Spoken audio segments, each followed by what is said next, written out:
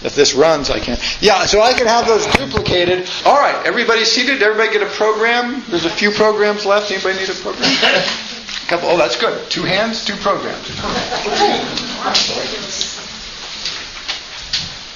There you are. Okay. Ludwig Wittgenstein.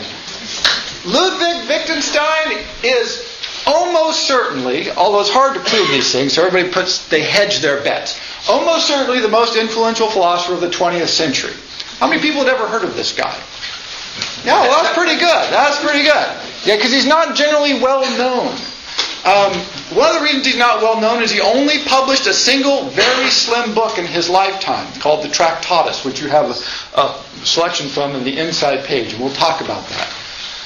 And from someone who has to do a lecture like this, you would love a philosopher who's only published about 80 pages of material in his lifetime. That's great. He's the greatest philosopher ever. No, he wrote a lot, but he only published very little because of his exacting standards. Fascinating life, fascinating man. Throughout the lecture, please keep in mind his early life because it's truly unique early life. He was born into the Wittgenstein family, which is to say, think of the Gates. It would be like being the son of Bill Gates. Probably the largest private fortune in Europe. If not the largest, as large as anybody else's. But probably the single largest private fortune in Europe. Larger than the Rothschilds, larger than most of the noble families, although a few of the noble families sort of beat them out. This is a time when Vienna is the capital of the Habsburg Empire. It is a world that is lost to us because it was destroyed in World War I and then destroyed even further in World War II. The Austro-Hungarian Empire, as it's also called. His world, he's born in 1889, by the way, his world was dying as he was growing up. Everything that he believed in, that he was raised with, that he saw, died. Many of his family members, the social structure he was raised in, the class that he was raised in, first the empire and then the country that he was born into, all those ceased to exist over the course of his lifetime. It was a continuous series of fundamental devastations of the most basic things. The closest analogy I can think of is if you have to imagine as if Washington, first the United States ceases to exist, and we all become citizens of Washington.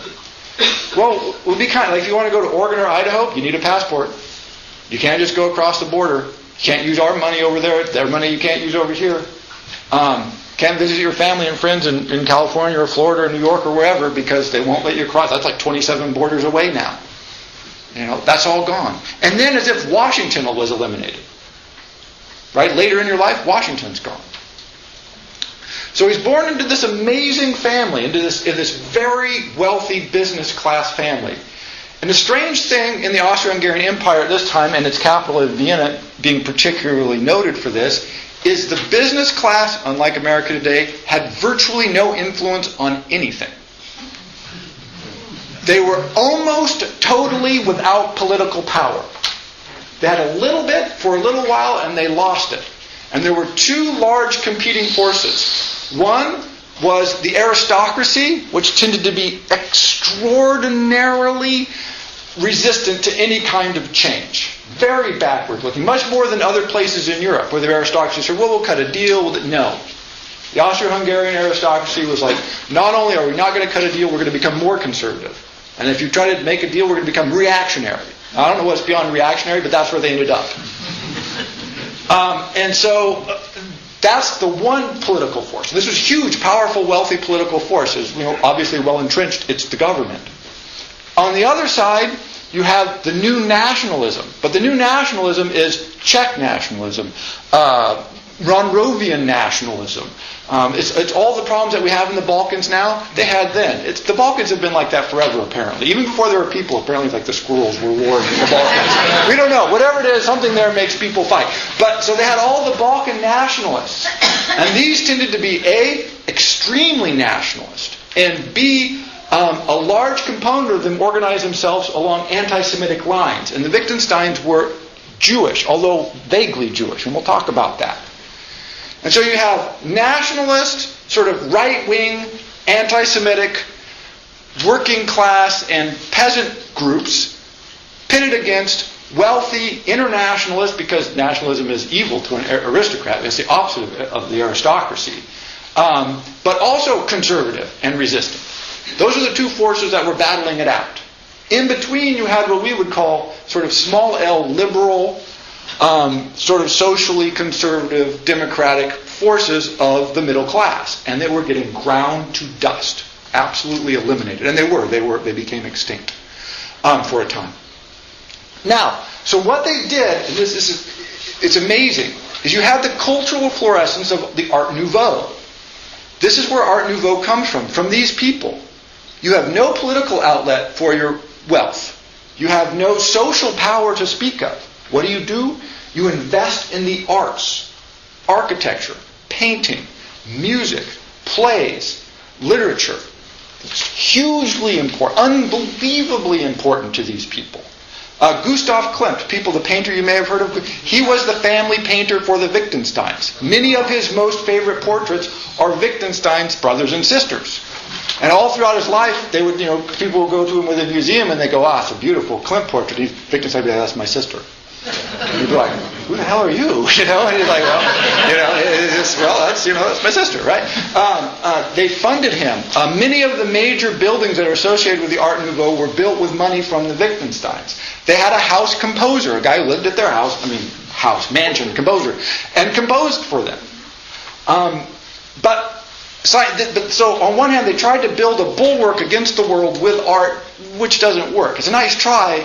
We get a wonderful cultural legacy from it, but inevitably it fails. This does not work. Also, these were extraordinary people. Wittgenstein's oldest brother, he was 4 brothers, was a noted composer, and the entire family considered him an extraordinary musical genius, which from this family, as you'll see, is high praise indeed. He committed suicide when his father basically wouldn't allow him to pursue music, but wanted him to go into business. This changed his father's attitude about such things. He's like, okay, everybody can do whatever they want. Right? He was like, okay. Second brother also committed suicide under very different circumstances. A brother very close in age to Wittgenstein committed suicide. They are all extraordinarily artistic, generally very musically inclined. In fact, Wittgenstein was noted as being non-musical. One of his brothers was a touring concert pianist in Europe. World War I breaks out. He gets his arm blown off. And so they commissioned composers to write one-handed compositions for the piano. If you've heard of this guy, this is Wittgenstein's brother. So he continued being a touring concert pianist with one arm. And everybody in the family said, he's no good. Your sister plays much better than you do, and your older brother who committed suicide, you guys aren't even close. Right? So the standards in this family were extraordinarily high.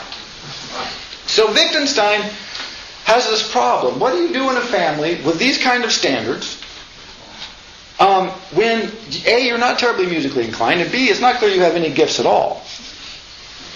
And so he was torn. And this fundamental problem faced him his whole life is, first he thought, I'll suck up to Dad. I'll go into business. And this is how he ends up in engineering school. And immediately he realizes, I'm not cut out for business. Smart, capable, very good with his hands. Could build virtually anything with his hands. And so he struggles around and he says, all right, I'll go to England. And I'll go to Manchester and I'll study engineering there. By the way, he designed an early prototype of a jet engine in the 1920s, just in his spare time. One of the earliest prototypes that is known to exist of a jet engine. And it actually was built later as a different kind of engine. But he lost his interest in engineering. And he started studying math, closely related to engineering. Now he becomes very interested. And because he was studying math, he became interested in mathematical logic. First, Gottlieb Frege's work on mathematical logic, and then, as we discussed last time, Bertrand Russell's work on mathematical logic. Now, Wittgenstein was nothing if not driven. And when he decided he wanted to study something, by God, he studied it. And so he studied and studied and studied, and he went over and visited Gottlieb Frege and said, look, I want to work with you. And Frege went, you're a little too intense for me. Why don't you go see Bertrand Russell? There's this great moment of, you're scary, go see Russell. And so we have these letters and notes from Russell's diary where he says, this crazy German, actually Austrian, but this crazy German has been in here yelling at me in German. Who is this guy? Where did he come from? Why is he? And he keeps coming back and coming back. And eventually, Russell realizes that Wittgenstein knows more about the mathematical logical work that Russell's been doing than anybody he knows, with the exception of Alfred North Whitehead. Wittgenstein had studied line by line the entire mathematical logic, the two huge volumes that Russell had written. He knew them, more or less memorized them. And he said, I want to work with you on this. And Russell finally goes, the disciple I've been waiting for. Here's the man I want. Let's bring him on board. And so they arranged for some sort of fellowship at Cambridge for him, which only later, because they thought he was in very straitened circumstances. They thought he didn't have any money. And so they said, well, we'll pull some strings and we'll get you a scholarship. And Wittgenstein's like, great. Right? And there's a great letter actually surviving from...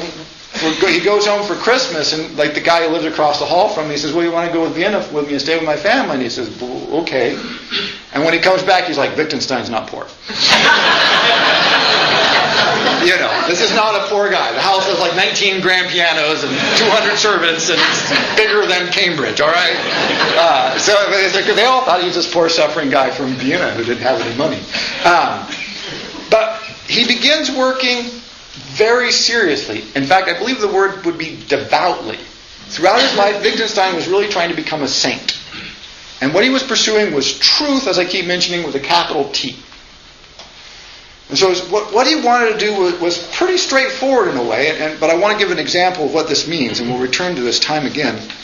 He wanted to know the possibilities and limits of truth, not so that he can publish an academic paper. Obviously, he doesn't care about publishing academic papers, but because he wanted to live a true life. Practice. He keeps returning this practice. I want to be a true person. I want to be an honest person. I want to be a direct person. I want to be a good person. I don't want to deceive myself. I don't want to deceive anybody else. But how do I know when I'm actually being true? And so his interest in the truth sort of ends up overwhelming everybody. Because most of the people he works with are, philosophers and thinkers. They're interested in truth in the sense of, there's truth out there. He's like, no, true. What is true right now, here? And so the problem he tackles sort of essentially is this. Now, and I want you to raise your hand. This is, or not raise your hand, but think of these. Answer these questions. Please be honest to yourself and keep a little score. In the past 6 months, have any of these occurred to you at least once? If more than once, okay. Have you ever not paid close attention to detail or made a careless mistake? Have you ever had trouble paying attention? At any time in the last 6 months? Can you say that one again? Yeah. Precisely so. Do you have trouble following instructions or finishing your work? Do you have trouble occasionally organizing activities? Are you forgetful in your daily activities? Do you avoid things that take a lot of mental work? Do you ever fidget in your seat? Do you have trouble relaxing or enjoying leisure activities once in the last 6 months? Do you often feel as if you are on the go or as if driven by a motor? Have you talked excessively in the last 6 months? Have you interrupted someone or intruded on their argument within the last 6 months? If you've answered yes to any of these, you have ADHD. This is from the official DSM-4 criteria for ADHD. And if you have more than 6 episodes of all of these combined within a 6-month period, by God, you need drugs. You need some Ritalin. So I've got a bag. I'll pass it out at the end of the session. Now, it's crazy. Yes, thank you. That's what Wittgenstein thought. Of course, they didn't have this then, but this is his point. This is where he started from. He said, look, just because we can ask a question or find a problem does not mean it has meaning. I can create a list. We understand all the questions. We can answer them. I can organize them, and I can put a label on them. Attention deficit disorder. I've created a disease. Now we treat it. This does not make the disease real or true. It does not make the treatment effective or ineffective. It makes the treatment pointless because it's being applied to something that very probably doesn't exist. But notice we act as if it has meaning. And so what you want to know is, A, why do we do that? Because it seems stupid, but they sell a lot of Ritalin, ladies and gentlemen. And in many other instances. But how can we be sure? How can we really know that we're working on something that is true? And so the first book he wrote, Tractus Logico-Philosophicus, was an attempt to do precisely this. He said, I want to set the limits on what is knowable. Within the bounds will be the knowable things that we can talk about meaningfully. Outside of it, we must remain silent. And he started working on this at Cambridge. And it begins to dawn on Russell that Wittgenstein might not be the guy he thought he was. Because Wittgenstein goes, I think everything you're writing is wrong. And Russell says, well, you might be confused. And Wittgenstein says, but I don't know if I really am a philosopher. He thinks maybe I should kill myself, because he's from his family and he's from Vienna, and everybody at that time from Vienna apparently thought they should kill themselves. It was sort of a fad, literally sort of a fad, something you did. But he's serious and depressed, and he moves to a small cabin in Norway. Extraordinarily remote Norway. So remote that even the people who lived out in the remote area thought, why are you going out there? That's really remote. But he went to work. He said, I have to write something to demonstrate that it's worthy. I'm worthy of being a philosopher. That I have something to say on this issue of truth. Something honest. Something that's real. Something that's true. Because if he could argue and make points and publish papers, this was not a problem. He was not interested in that. He said, can I come up with something that is actually true, applicable, and available for people? And he sends this work to Russell, and Russell reads through it and sort of decides, as do other people, well, this is the smartest math logician in the world. Many of the best math logicians decided this immediately upon seeing his work and talking to him and working with him. But nobody else has seen his work. So you have this strange circumstance where you have this guy writing work, none of which has been published, and sending letters and having conversations, very distant, separate conversations, with the greatest minds in Europe, because Russell and Frege sort of introduce him around, who all become convinced he's a genius, and nobody knows who he is. He knows 10 people. He just happens to know the 10 people who matter. Eventually, the Tractus is his dissertation at Cambridge, because they want to give him a PhD so that he can teach. And the two people who sat on his dissertation, one was a student of his, and the other was Russell, who said, you know more about everything than I do. And so it was this sham which drove him mad. But anyway, so he goes out into the nether reaches of the countryside to work on this. And he works and he works and he works, and he finally decides a major breakthrough in the approach to understanding how things are. And he says, look, logic works like this. It's a picture of the world. Words do not mean anything in and of themselves. Their arrangement constructs a picture of how the world is. It's the form of language, not the content, that allows something to be true or false. And so if you look at the interior here,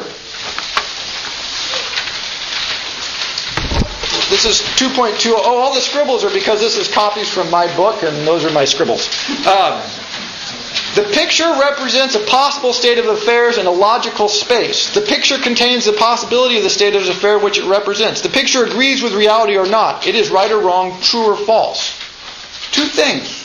We're going to create a picture in language, and that picture is either going to be right or wrong, true or false. That's the only possibility. The picture represents what it represents independent of its truth or falsehood through the form of representation. What the picture represents is its sense.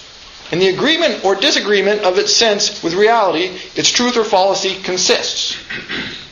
So you have reality, you have a picture of reality. If you can get them to line up, it's true. If you can't, it's not true. This is called the verification principle of logic, and it launched an entire school. Whole departments study nothing but this theory. One of his first major contributions to philosophy. As soon as he published this book, by the way, he completely recants this. He says, this is dumb. I don't know what I was thinking. But it was hugely influential. Again, major influence on 20th century philosophy.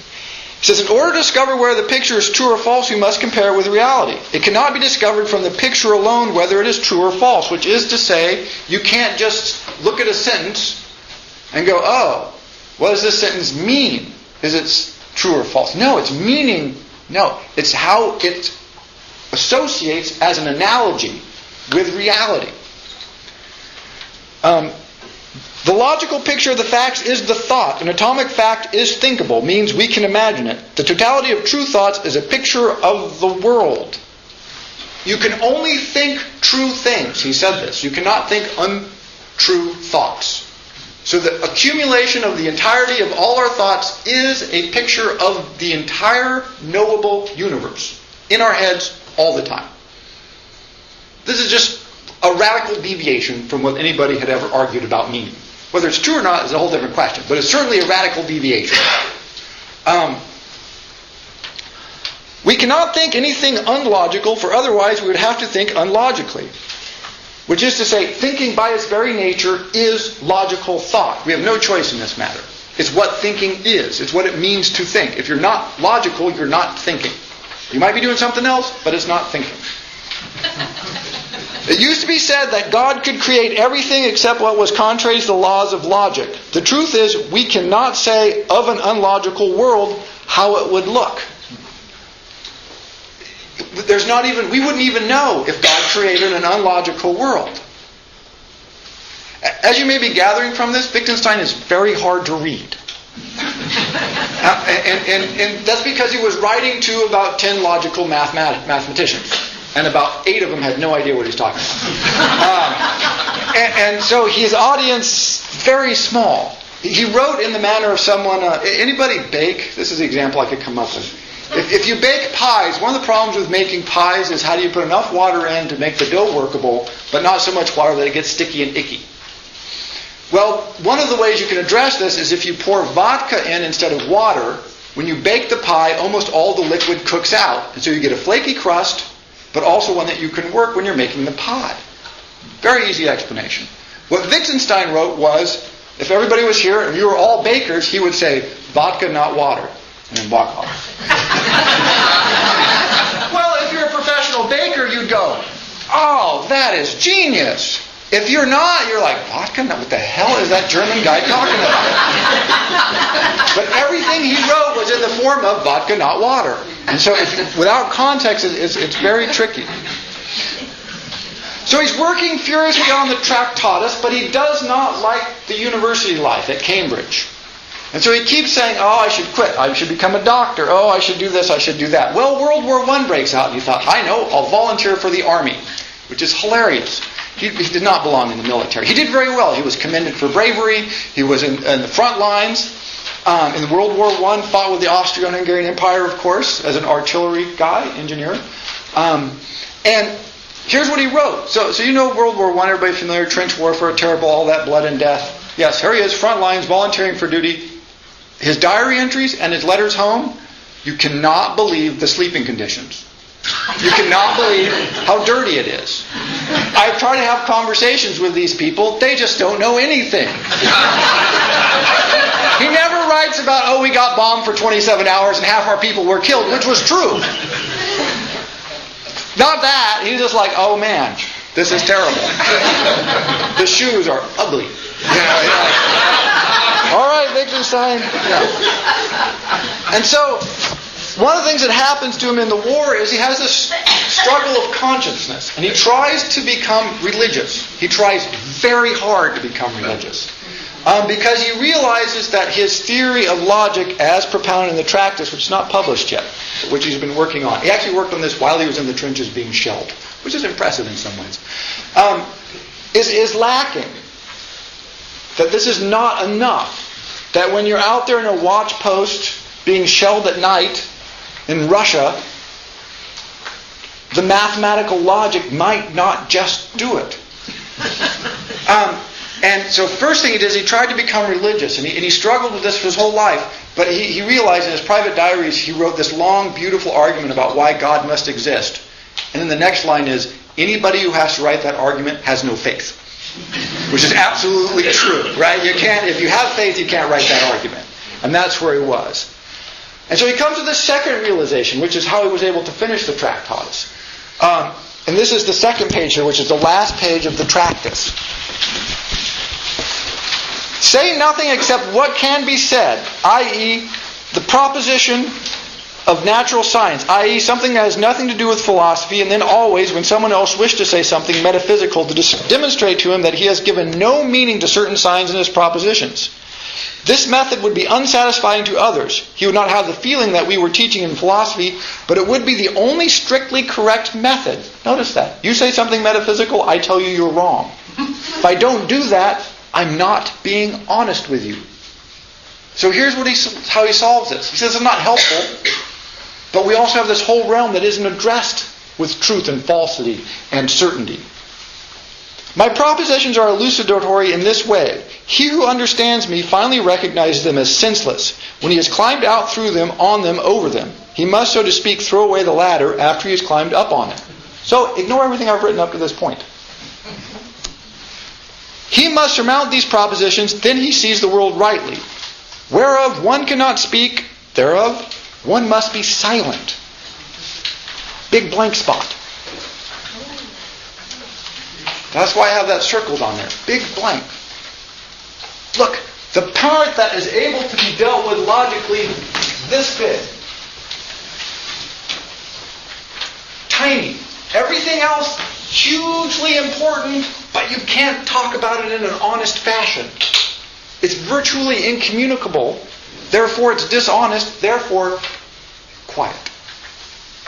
By the way, he tried to join a monastery one time, and the monks wisely said, no. You're just going to create problems. Go away. So he comes back after the war. He publishes this. Becomes his dissertation, which is hilarious. Published one of the most important books in Western philosophical tradition. And then it's your dissertation. And says, fine, I'm done. I've said everything, not only I have to say, I've said everything that is sayable in philosophy. Which is sort of a grand claim. I like someone who makes a bold statement, right? There's nothing more that can be said. And he goes off to teach elementary school in rural Austria. Which is not a good job for him. It turns out that he's very strict, as most saints have a history of being. Tended to hit the children in the head, but he developed some very interesting teaching methods that were quite effective. After a while, he starts having doubts about his career as an elementary school teacher. And he starts having doubts about the Tractus. He decides that there is perhaps more to be said in philosophy. So he writes to his friends at Cambridge, who's always been in communication with, and they're like, yeah, come on back anytime. We'll give you a professorship. He's like, I don't know if I want to be a professor, but I'll come for a visit. And he starts working on material that is published in what are called the blue and brown notebooks. He has students who are taking notes, and he gives them some typed notes for them to work off of. But he never meant for them to be published. But they are one of the transitional works that we have between the Tractus and his last major work, which is called Philosophical Investigations. And what he's decided is that the Tractus is stupid. And here's why. He says, look, what I was tricked by, more or less, is that causes. I was looking for the foundational truth of things, and those are, as in the natural sciences, those are causally related. What causes water to boil? Heat, temperature, air pressure, whatever, how you want to think about these things. And he said, here's the mistake. If I walk up to you and shove you down, the cause of your fall is me shoving you down. That's not the meaning. The shove is not the meaning of your fall, it's the cause. And he had this realization, he's like, who cares what causes things? We're interested in the meaning of things, which very much may not be related at all to the cause, as in the shove example, which is one of his examples, it's actually his. And he said, well, this is what happened. This is what science has tricked us into. And so he begins this attack on science.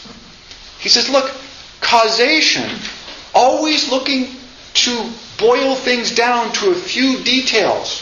What are the key laws at work that cause things, that structure things, that form things? He says, no, this is wrong.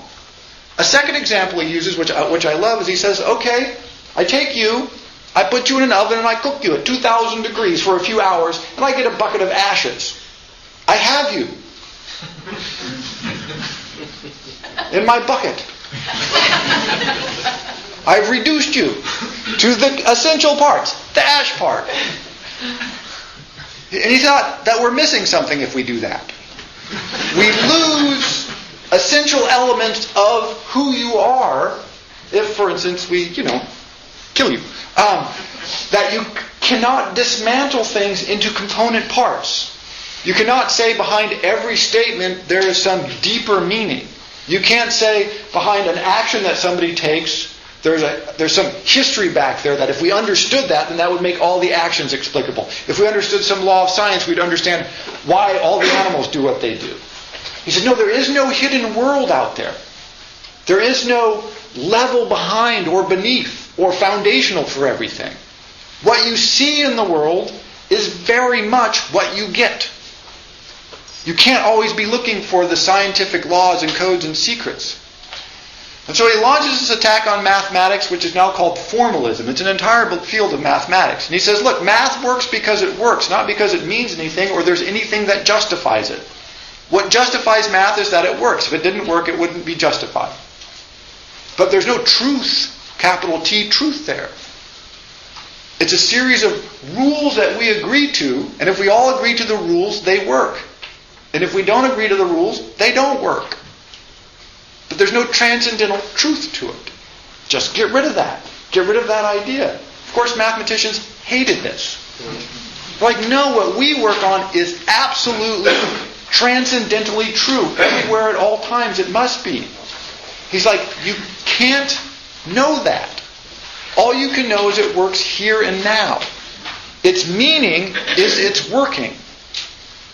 Looking for something below, again, a more foundational law. Remember, this is what Russell's project was. Here's the logical foundation for all of mathematics. Wittgenstein said, no, there is no logical foundation for mathematics. There is no logical foundation for physics. There is no logical foundation for chemistry. There just is chemistry, physics, mathematics, which are just like art and literature and history. Their existence is their justification. Ooh. Now this is fighting words. And so he began to have a lot of fights with a lot of people.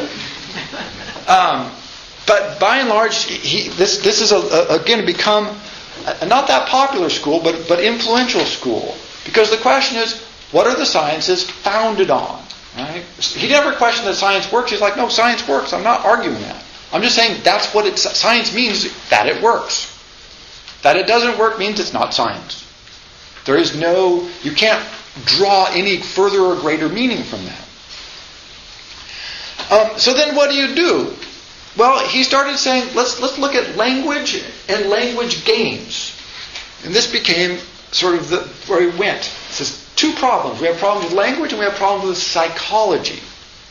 And so his later works become basically a collection of psychological and linguistic questions centered around often issues of aesthetics. So if you look at the back of the little fold there, this is 200. I love this. It is, of course, imaginable that two people belonging to a tribe unacquainted with games would sit at a chessboard and go through the moves of a game of chess, and even with all the appropriate mental accomplishments. And if we were to see it, we would say that they were playing chess. But now imagine a game of chess translated according to certain rules into a series of actions which we do not ordinarily associate with a game, say into yells and stamping of feet. And now suppose these two people to yell and stamp feet instead of playing the form of chess that we are used to, and this in such a way that their procedure is translatable by suitable rules into a game of chess. Should we still be inclined to say that they were playing a game? He has about 200 pages of those questions. Now imagine we encounter a tribe, and they make noises like they're talking, but we can't figure out what it means. Are they talking? And he just goes on and on. But they all center on this question. If I play chess against my computer, is my computer playing chess in the same sense that I'm playing chess? Probably not. He says, no, it's probably not, because the computer doesn't think like you do. Can a dog hope? One of his questions. Right? A dog can be afraid. A dog can recognize you. But does a dog have hope? You know? What does it mean to have hope if a hope is a thing that a dog can't have? What does it mean to have hope if a hope is a thing a dog can have? You can be quickly frightened, but can you have quick despair?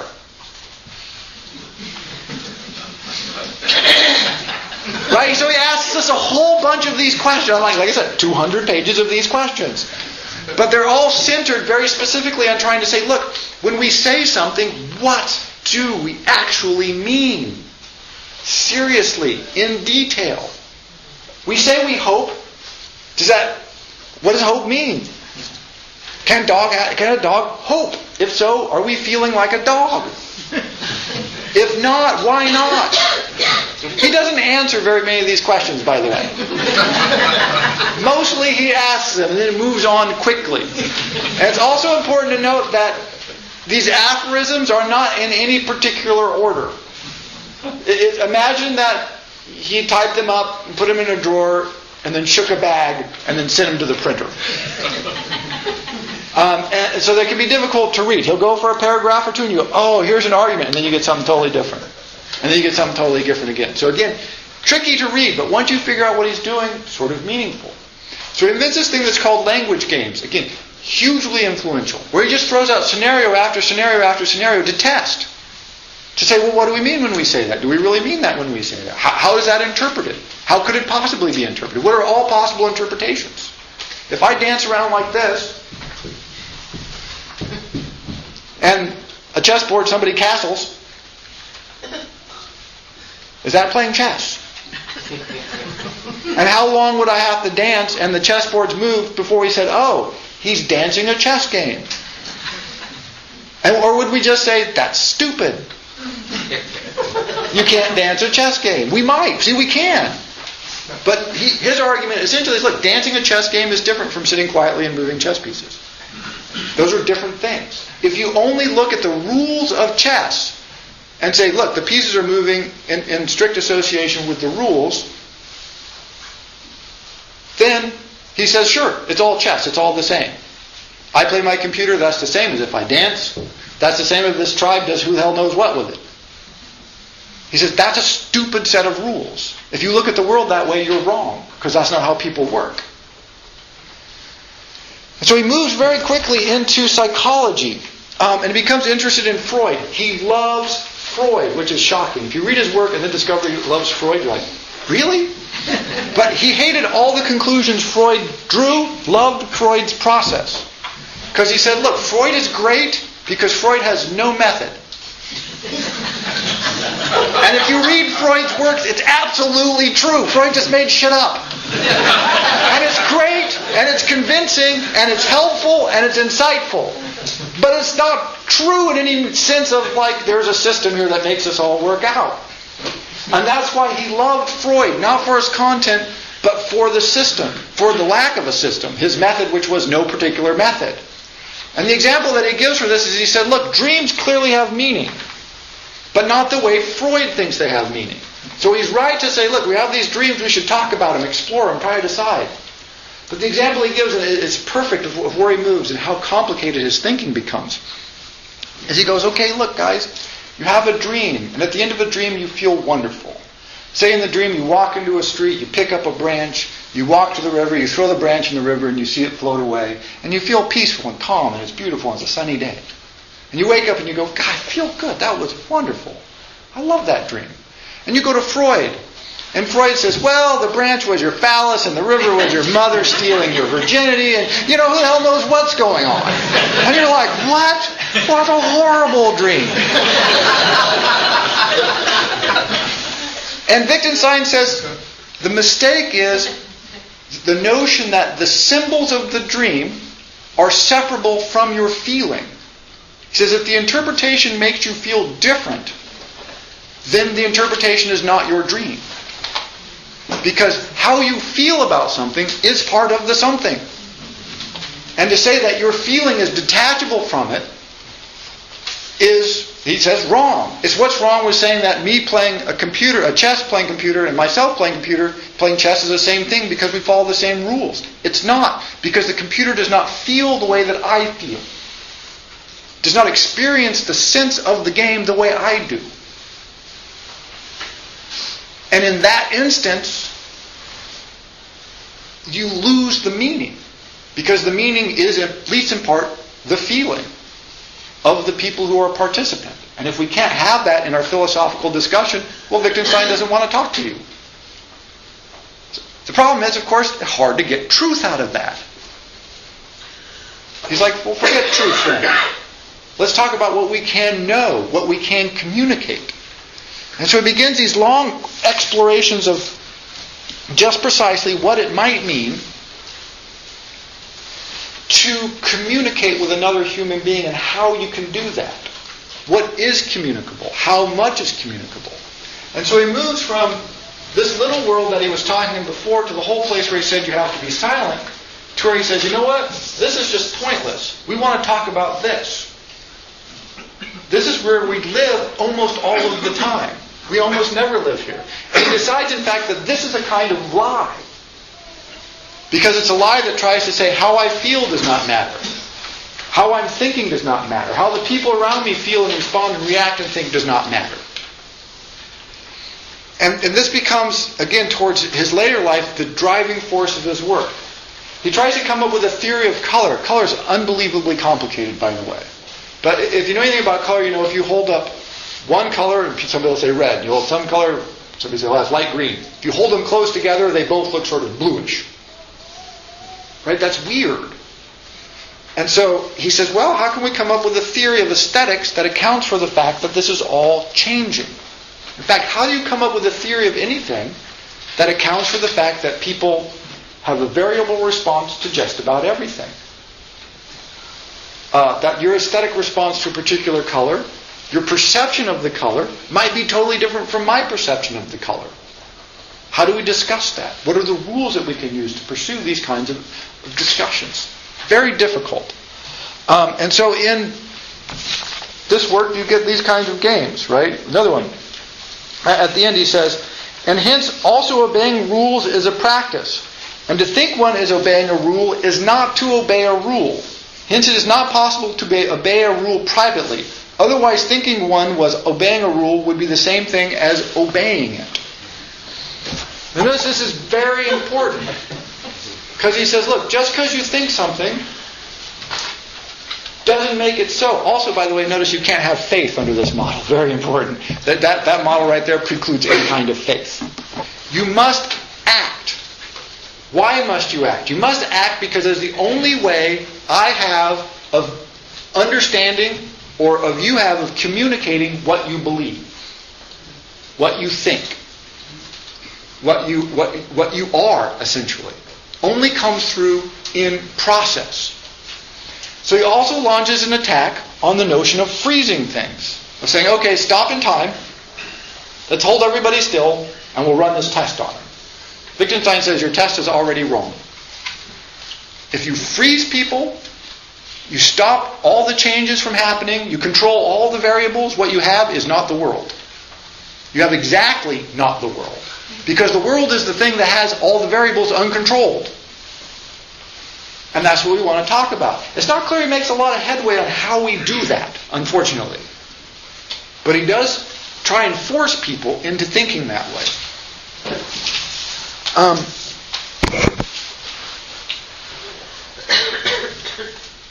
And so, again, ends with aesthetics, ends with issues of communication, but primarily ends with a focus on ethics, which he felt was not very far off from aesthetics, by the way. How do you act in the world? That's his real question. And it was basically his question throughout his life. How do you be a decent human being? He thought you were a decent human being by pursuing the truth, not getting the truth, but trying earnestly, very earnestly in his case, to get the truth. So earnestly that we have one of his letters where a lady called him and said, "Oh, when you were in London, did you see Bob?" And he said, "Yeah, I did." And then hung up the phone. And the next day she gets a letter from him, and the letter says, "I'm sorry I lied to you. When I was in London, I was supposed to see Bob. I was not able to meet him. So I sent him a letter, and that's how I got the information that you were asking about. I did not actually have the opportunity to physically sit down with him. I apologize for misleading you. I should have been more succinct in my communication so that you clearly understood what I meant when I said that I had seen him. Please forgive me, it will never happen again." Yeah. So he was really pursuing this. How do you live in this crazy, mixed up world an earnest, truthful life? A hard question. Some of his answers were, one, go away from everybody. And so he tended to withdraw into the countryside periodically because he found people overwhelming in the sense that he didn't know what to do with them. Because they would ask him questions and he would start to answer and they'd be like, "Whoa, too much information, too intense, too many details, too confusing." He'd be like, "Well, that's it. What else can I tell you?" So people became very frustrated with him. They all said, "Oh, we love Wittgenstein, but good God, I hope he doesn't visit anymore." The other thing he did was service. He volunteered for World War I. He did not have to fight in World War. He didn't. Basically, in his entire life, he did not have to do anything.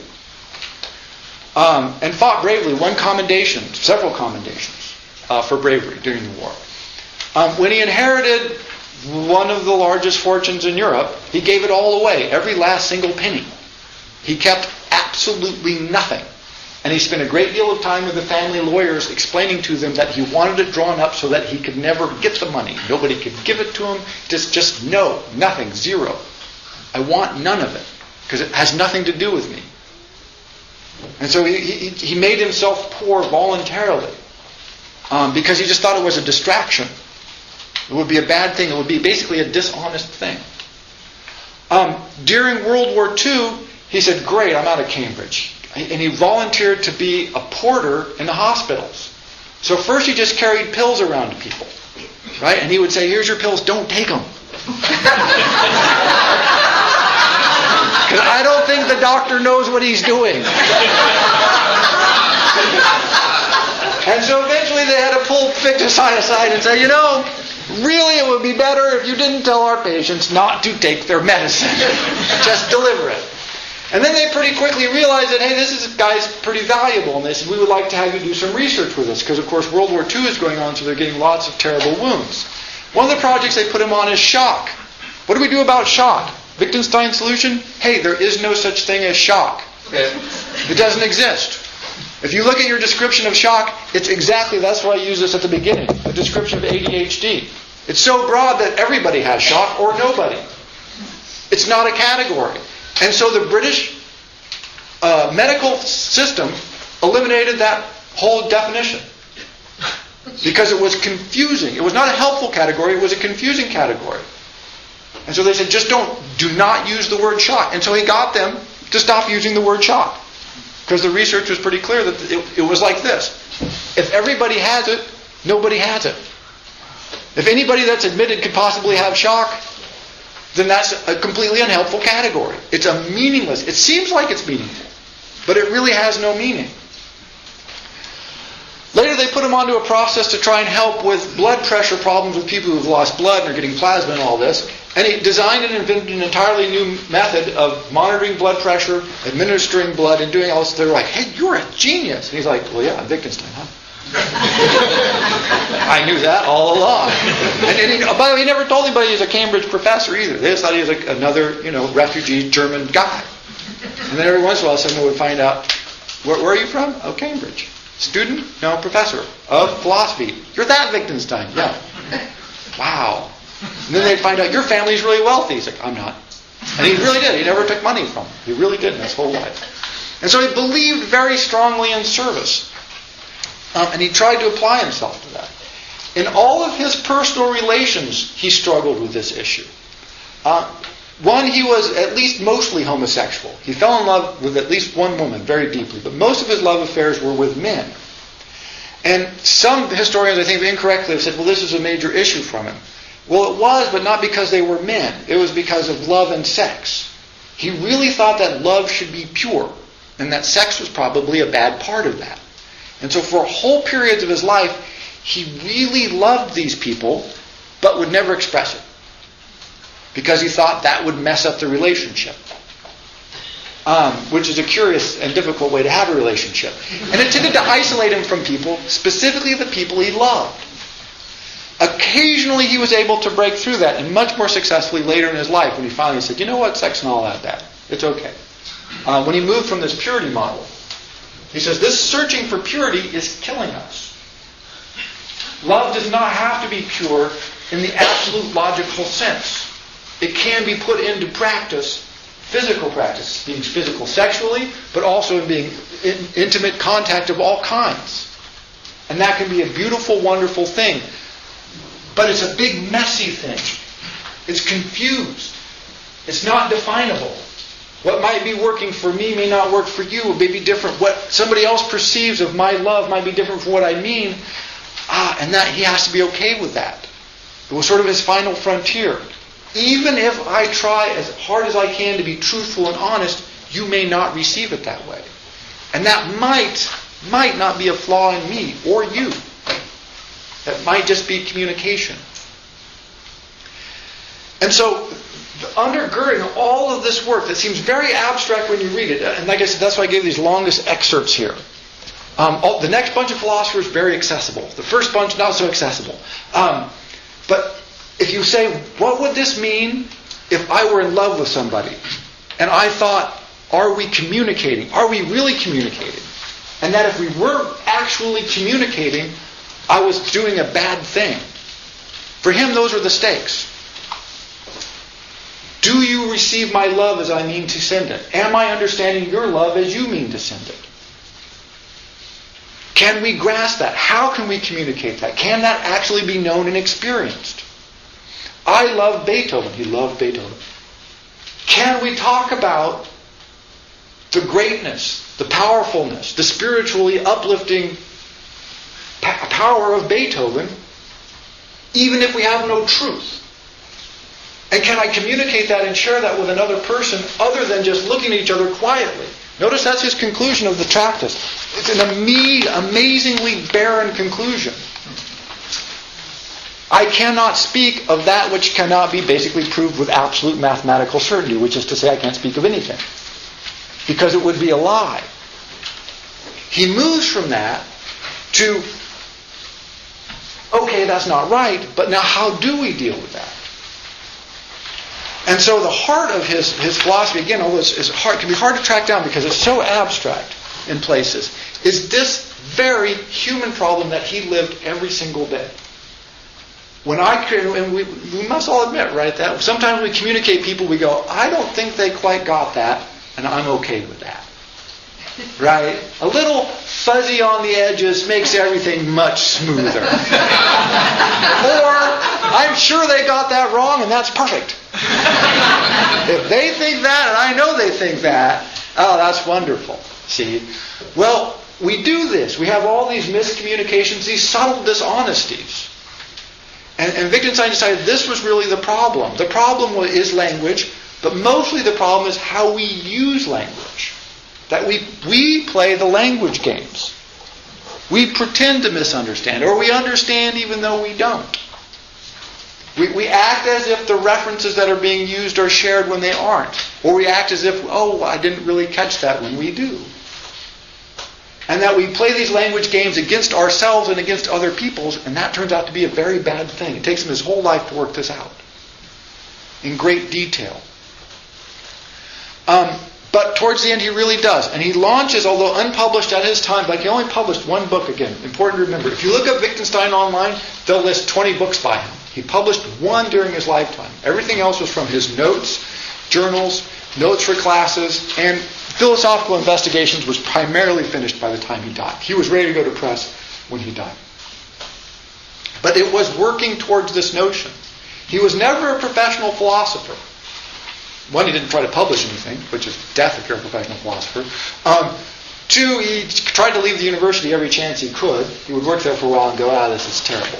When he went to Cambridge before World War II, it was only because Austria had ceased to exist when Germany invaded. So now he has no country. If he goes back to Austria, he'll be arrested as a Jew because he had 2 Jewish grandparents, and so there you go to internment camp. So he can't go back to Austria, which is now part of Germany. But he can't stay in England if he doesn't have citizenship. So the guys at Cambridge say, look, if you're a professor, they'll give you citizenship tomorrow. He's like, okay, I guess that's better than going back to Germany and being interned as a Jew. Right? This is not how most people feel when they get professorial chairs at Cambridge and Oxford. Just this much better than being arrested by the Nazis. But this is really where he was. He's like, there's a certain kind of death if you're there. And he struggled with that, and he left again right after the war. He lasted, I think, 1.5 years, maybe 2 years, and he left again, moved out to the Scottish countryside. But yeah, he lived to try to embody what he believed, like Nietzsche, unlike Russell, but very much like Nietzsche. I have this idea, that's great. Now live it. Ooh, much harder, a very much harder task. His influence is so vast that it's hard to even talk about, but I made a list here. The major philosophical schools that were founded either directly or pretty indirectly on his work: verificationism, logical positivism, analytical philosophy, linguistic philosophy, major sections of math, logic, empiricism, whole schools of aesthetics. There's a famous school in Vienna called the Vienna Circle. I don't know if anybody's heard of the Vienna Circle. So he was a sort of member of that circle. He was really never a member of much of anything. The 3 major philosophers that came out of there: Quine, Popper, and Feyerabend. 3 hugely important philosophers in the 20th century. All 3 were working on subsections of Wittgenstein problems. He would give them a problem, they went their life, they spent writing on it. And then he would denounce them because he said they have it all wrong. They don't know what they're talking about. And he almost never talked to anybody. So some of the members of the Vienna Circle thought literally that particularly Quine and Popper were making him up.